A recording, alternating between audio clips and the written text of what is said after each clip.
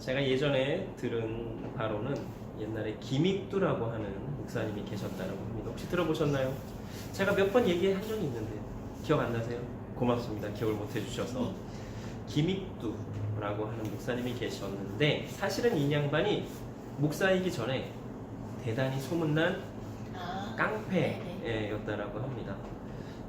그런 깡패가 이제 목사가 됐다라고 해서 이제 사람들이 다 의아해하는 거죠. 그래서 이제 하루는 어느 장터에서 어떤 식당 아주머니가 진짜로 이 양반이 개과천선하고 완전히 진짜 사람이 변했는지 한번 확인해 보려고 그 설거지했던 오물 지나가는데 확 뿌렸답니다.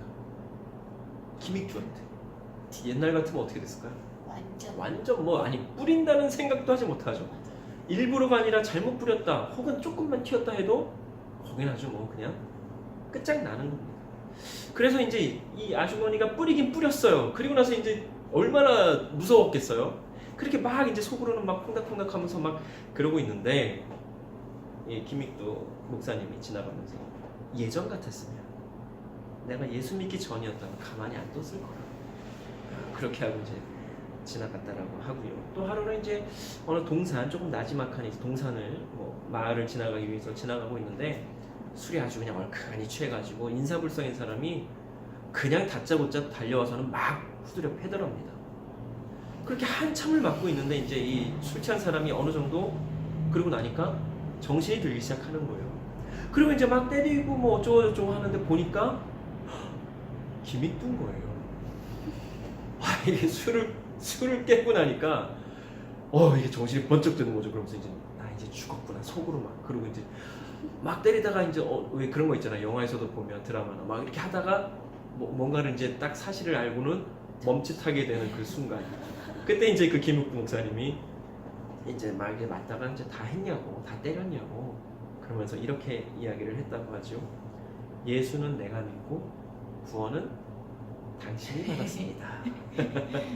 예수는 내가 믿고 구원은 당신이 받았습니다. 어떻습니까? 예수님을 믿기 전에 나와 믿은 후에 나는 어떻게 또 얼마나 달라졌습니까? 180도 달라졌습니까? 예수 믿고 구원받은 자의 삶은 이렇게 완전히 달라져야 한다라고 하는 것입니다.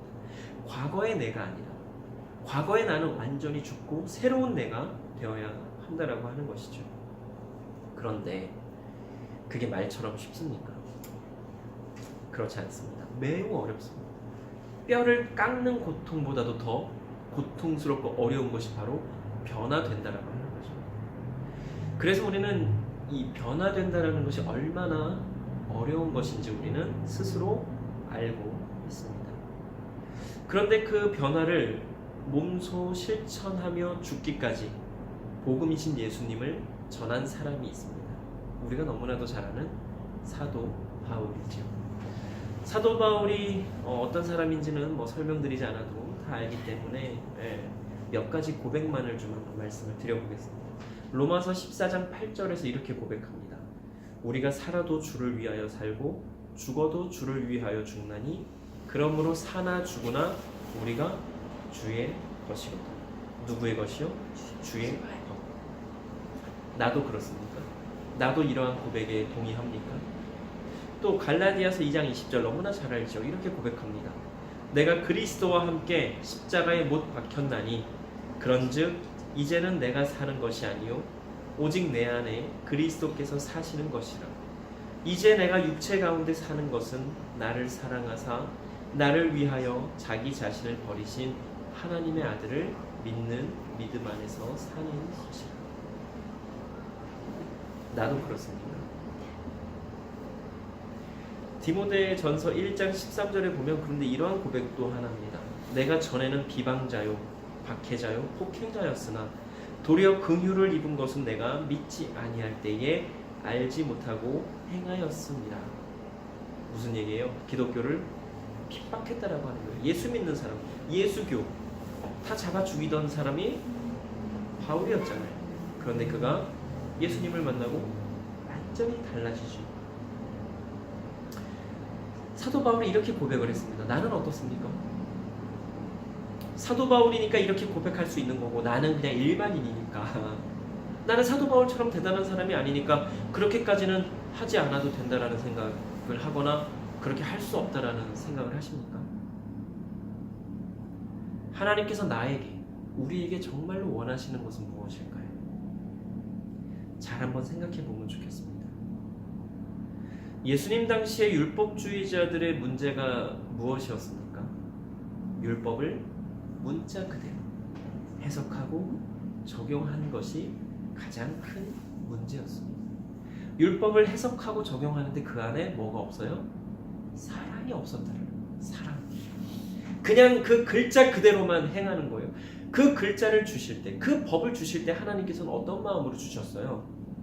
사랑의 마음으로 주셨다는 거예요. 내가 사랑하는 나의 자녀들이 어떻게 살기를 원하시는 그 마음으로, 그 마음을 담아서 율법을 주셨는데 그 율법을 행하는 사람들이, 율법을 적용하는 사람들이 사랑 없이 전하고 사랑 없이 적용하고 해석하다 보니까 율법이 왜곡되기 시작한 것이란 말이죠. 하나님께서 우리를 너무나 사랑하셔서 어떤 것은 하고 어떤 것은 하지 말라고 분명히 말씀하셨어요. 우리가 사랑하는 자녀들, 부모님들은 다 알 거예요. 사랑하는 자녀들 키울 때 어떻게 키워요? 어떤 것은 하고 어떤 것은 하지 말라고 말씀을 하시죠. 그 안에 뭐가 바탕이 되어 있는 거예요? 사랑이 바탕이 되어 있기 때문에 어떤 것은 참 마음 아프지만 반드시 해야 되는 것이기 때문에 해라 하는 것이고, 어떤 것은 하라고 하고 싶지만 해서는 안 되는 것이기에 하지 말라고 그렇게 단호하게 또는 엄하게 혼을 내면서까지, 매를 들면서까지 그렇게 한다라고 하는 것이죠. 그런데 만약에 그 안에 사랑이 없다면 그것은 그냥 무서운 어떠한 명령일 뿐일 것입니다. 하나님께서 분명히 사랑의 마음을 담으셔서 우리에게 율법을 주셨어요. 어떤 것은 해라, 어떤 것은 하지 말라. 그리고 그것을 행하는 우리도 분명히 사랑을 담아서 그 율법을 해석하고 적용을 해야 할 것입니다. 우리 안에 이 사랑 분명히 있어야 돼요. 그런데 사랑만 있으면 안 돼요. 그리고 사실은 우리가 사랑이 있어야 됩니다, 사랑해야 합니다 라고 하면 약간 좀 추상적이고 너무나 크게 생각해서 좀 잘 감이 안 올 때가 있어요. 그래서 그냥 사랑 안에 담겨져 있는 여러 가지의 또 그 마음 혹은 사랑 안에 있는 그 뭐라 그럴까요? 요소들, 그걸 한번 조금씩 말씀드려 볼게요. 사랑 안에 자비가 포함되어 있을까요? 아닐까요? 자비가 포함되어 있죠. 사랑 안에 온유가 포함이 되어 있지요. 예. 사랑 안에 긍휼이 포함되어 있습니다. 예. 그러니까 우리가 서로 사랑합시다, 사랑해야 합니다 라고 할 때에는 그냥 하면 되는 건 이게 아니라 때로는 온유함, 때로는 자비, 때로는 긍휼, 이러한 마음들이 다 같이 작동이 되어야 한다라고 하는 것이에요. 사랑 안에 이러한 모든 것들이 다 들어있는데 우리는 그것들은 잘 생각하지 않는다라고 하는 것이죠. 자비는 자비지, 자비가 무슨 사랑이, 그냥 이렇게 생각한단 말이에요. 아니에요. 자비도 사랑의 하나의 표현인 거예요. 아가페적인 사랑, 하나님께서 우리를 사랑해 주신 그 아가페적인 사랑에는 이 모든 것이 다 포함이 되었다라고 하는 거예요. 그러나 반면에 에로스적인 사랑에는 뭐만 포함이 되어 있어요? 쾌락을 추구하는, 쾌락이 목적인 것이 바로 에로스적인 사랑이에요. 에로스적인 사랑에는 그것만이 전부란 말이죠.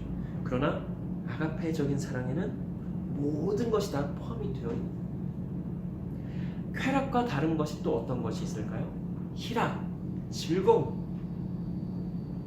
에로스적인 쾌락은 어떤 것이 더 중점이 돼요?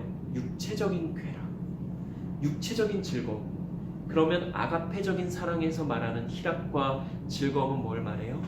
정신적인, 또 마음적인 즐거움과 그 희락을 이야기하는 것이라는 하는 것을 우리가 분명히 좀 알아야 될 것입니다.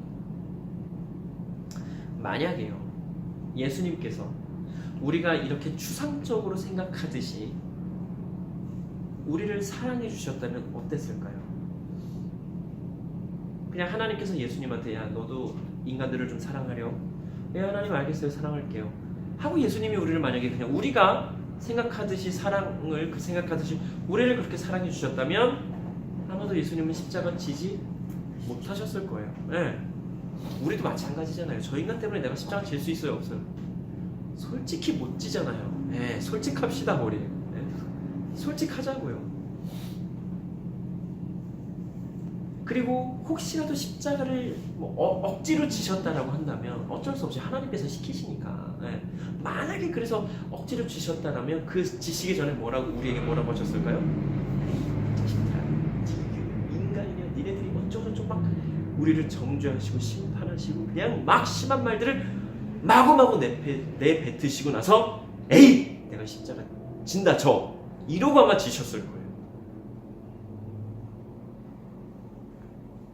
그러나 예수님의 사랑은 우리 인간들이 생각하는 그런 추상적인 사랑이 아니었기 때문에 예수님께서는 아무 말 없이 십자가를 지실 수가 있으셨던 것입니다. 모든 것을 다 감내하면서 말입니다. 예수님께서 하실 말씀이 없으셨을까요? 예수님께서 십자가 지시기 전날 밤에 어떻게 하셨다고요? 땀방울이 핏방울이 될 정도로 아주 간절하게 하나님께 기도하셨다. 또 3번씩이나 뭐라고 하세요?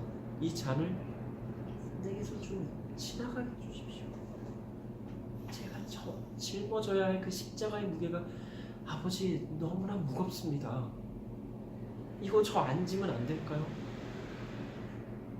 그렇게 예수님께서는 하나님께 기도하셨단 말이에요. 그러나 그럼에도 하나님께서 십자가 치라고 하셨을 때 그 모든 것을 다 감당하셨습니다. 예수님께서 우리를 그렇게 사랑해 주셨듯이 우리도 서로 그렇게 사랑하라고 예수님께서 우리에게 말씀하고 계신 거예요. 오늘 말씀 뭐예요? 서로 사랑해라. 어떻게? 내가 너희를 사랑한 것처럼. 그런데 우리가 그렇게 사랑하면 세상 사람들이 어떻게 우리를 본다고요? 우리가 예수님의 제자인 것을 세상 사람들이 알 거라고. 예수님께서 우리를 사랑하셨듯이 우리도 서로 사랑하면 세상의 모든 사람들이 우리가 예수님의 제자라고 하는 것을 알게 될 거라고 예수님께서 말씀을 하셨다라고 하는 거예요. 오늘 본문 말씀이 바로 그거예요. 그런데 우리는 그런 사랑하고 있습니까? 내 마음에 들면, 내 말을 잘 들으면, 내 유익에 따라 사랑합니다. 그게 사랑인지는 잘 모르겠지만 그러고 있어요. 그러면서도 예수님께서 말씀하신 그 사랑을 나는 하고 있다라고 아주 굳게 믿고 생각하고 있다라고 하는 것이죠. 나를 사랑하는 사람, 내 마음에 드는 사람 사랑하는 거 어렵지 않아요. 어렵지 않아요. 너무나 쉽습니다. 내 말 잘 듣는 사람 사랑하는 것도 너무나 쉽고요. 내 유익에 따라 사랑하는 것도 너무나 쉬운 거예요. 예수님을 한번 생각해 봅시다. 예수님 당시에 바리새인들, 서기관들, 율법학자들, 장로들, 서기관 어때요? 예수님 입장에서 그들을 사랑하기가 쉬우셨을까요? 와, 틈만 나면 어떤 건덕지를 만들어서 가짜 증인들 세우고 막 가짜 거짓말들을 막 해서 예수님을 죽이려고 했던 인간들인데 예수님 입장에서는 그런 인간들 내가 그래도 너희들 사랑해. 내가 너희들 위해서 내가 십자가 치는 거야. 예수님 입장에서도 쉽지 않으셨을 거예요. 내가 저 인간들 때문에 내가 십자가 져야 되나 정말? 예수님도 이런 생각하셨을지 모르겠습니다. 그런데 예수님은 어떠셨어요? 그럼에도 기꺼이 십자가를 지셨다라고 하는 것입니다. 물론 그러한 자들을 위해서 예수님께서 화 있을지어다 이렇게 말씀하신 장면도 있으세요. 너네들 그렇게 살면 안 돼. 너네들 율법학자라며, 너네들 바리새인이라며 율법을 해석하고 적용하는데 그렇게 잘못 해석하고 적용하면 안 된다라고 예수님께서는 몇 번씩 강조해서 말씀을 하셨어요. 그런데 그들이 말을 들어요, 안 들어요? 안 들었다라고 하는 거예요. 그리고 결국엔 어떻게 해요? 예수님을 십자가에 못 박혀 죽여야 한다라고 계속해서 외쳤다라고 하는 거예요. 그러나 예수님께서는 그러한 자들까지도 다 품으시고 사랑으로 십자가를 지셨다라고 하는 거예요. 이것이 바로 예수님의 사랑인 것입니다. 내 말 잘 들었으니 사랑한다가 아니라 그럼에도 불구하고 그럼에도 불구하고 내가 너를 사랑한다. 예수님의 사랑은 바로 그런 사랑입니다. 쉽지 않습니다. 그러나 우리는 기도해야 할 것입니다. 내 안에, 우리 안에 예수님의 그 사랑을 달라고, 그 사랑으로 우리 안에 충만하게, 내 안에 충만하게 해달라고, 그리고 나를 힘들게 하고 원수같이 여겨지는 사람들을 위해서도 기도해야 할 것입니다. 그들을 사랑할 수 있게 됩니다. 사랑하지 못하겠다라면 하나님, 저 원수 같은 인간들 좀 어떻게 좀 변화시켜 주세요. 좀 저 인간들 저런 일 못하게 해주세요. 저 인간도 좀 인간답게 살게 해주세요. 인간이 되게 해주세요. 더 이상 저런 악한 말, 악한 행동, 이상한 말, 이상한 행동 하지 못하게 해주세요. 때로는 그렇게 기도해야 한다라고 하는 거예요. 내가 정말로 싫은 사람, 내가 정말 견디기 힘든 사람, 나를 힘들게 하는 사람을 위해서도 기도해야 한다라고 하는 거예요. 사랑하지 못하겠다라면 기도는 해야 돼요. 더 나아가서 사랑하면 더 좋겠지만 그를 위해서, 그러한 사람들을 위해서도 우리가 기도를 해야 되는 거예요. 나를 사랑해주고 나를 이렇게 좋아해주는 사람만이 아니라, 내가 좋아하는 그런 사람만을 위해서가 아니라 나를 힘들게 하고 괴롭게 하는 정말 인간 같지 않은 인간들을 위해서도 우리는 기도를 해야 한다라고 하는 거예요. 그런데 그렇게 기도를 하게 되면 신기한 일이 벌어집니다. 누가 변화됩니까? 내가 변화됩니다. 신기하게 내가 변화돼요. 물론 뭐 어떤 때에는 그 기도했던 사람이 변화되기도 해요. 조금 달라지기도 하고. 그런데 중요한 건 기도를 하면 할수록 달라지는 건 없는데 달라지는 내가 보인다라고 하는 거예요. 결국 기도라고 하는 것은요, 내 주변의 상황과 환경, 이걸 변화시키는 게 아니라 그러한 것들과 상관없이 내가 변화되는 것을 경험하게 되는 것이 바로 기도라고 하는 것입니다.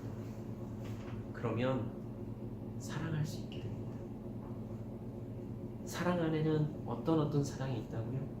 온유함, 긍휼함, 자비, 인내, 이 모든 것이 다 사랑이에요. 그러면 나를 힘들게 하는 사람을 위해서 기도도 할 수 있고, 그 참기 힘든 걸 인내하고, 또 저런 무슨 버러지 같은 인간이 있나 긍휼히 여길 수 있게 되고, 나에게 잘못한 사람 자비로운 마음으로 또 여기면서 그렇게 품고 갈 수가 있다라고 하는 거예요. 그 모든 것이 다 뭐라고요? 사랑이라고 하는 거예요. 우리 예수님께서 우리에게 원하시는 사랑은 바로 그런 사랑이에요. 내 생각에, 내 기준에 이러니까 안 돼, 뭐 어쩌고, 이게 아니라 그냥 그 부족한 그대로를 품는 것. 우리 예수님께서 우리를 그렇게 품어주셨듯이, 그리고 그런 우리를 위해서 십자가에 못 박혀 죽으셨듯이 우리도 그렇게 살아가기를 원하신다라고 하는 거죠. 우리 기도 한번 해보기 원합니다. 진짜 기도 말입니다. 하나님 뭐 주세요. 이게 아니라, 이것뿐만이 아니라 정말로 내가 변화되는 기도, 내가 달라지는 기도. 어떻게 해요?